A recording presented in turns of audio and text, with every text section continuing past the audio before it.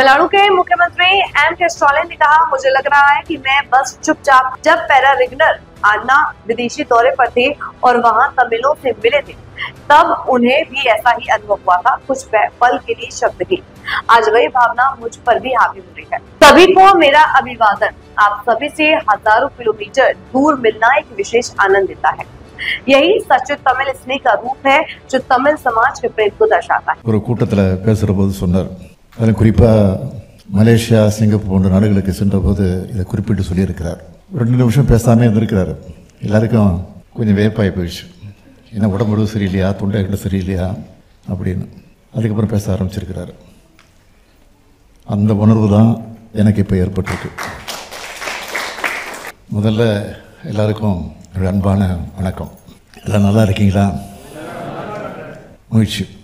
ஜெர்மனியில் நடைபெறக்கூடிய இந்த மாபெரும் தமிழ்கனவு நிகழ்வில் பங்கேற்றிருக்கக்கூடிய மாண்புமிகு தொழில்துறை அமைச்சர் அருமை தம்பி டிஆர்பி ராஜா அவர்களே, ஜெர்மனிக்கான இந்திய தூதரகத்திலிருந்து வந்திருக்கக்கூடிய மதிப்பிற்குரிய திரு அபிஷேக் துவே உள்ளிட்ட தூதரக அதிகாரிகளே, அரசு செயலாளர்கள் அருண்ராஜ் ஐஏஎஸ் அவர்களே, தாரேஸ் அகமது ஐஏஎஸ் அவர்களே, இந்த நிகழ்வை சிறப்பாக ஒருங்கிணைத்திருக்கக்கூடிய வெளிநாடு வாழ் இந்திய தமிழ் சங்கத்தினுடைய நிர்வாகிகளை, ஜெர்மனி மட்டுமல்ல பல்வேறு ஐரோப்பிய நாட்டிலிருந்து வருகை தந்திருக்கக்கூடிய தமிழ் உடன்பிறப்புகளே,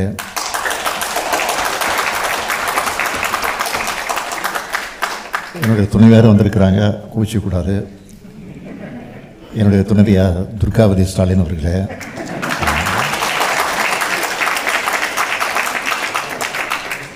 என் உயிரோடு கலந்திருக்கக்கூடிய தலைவர் கலைஞர் அவர்களின் உயிரினும் உயிரான அன்பு உடன்பிறப்புகளே, வணக்கம்.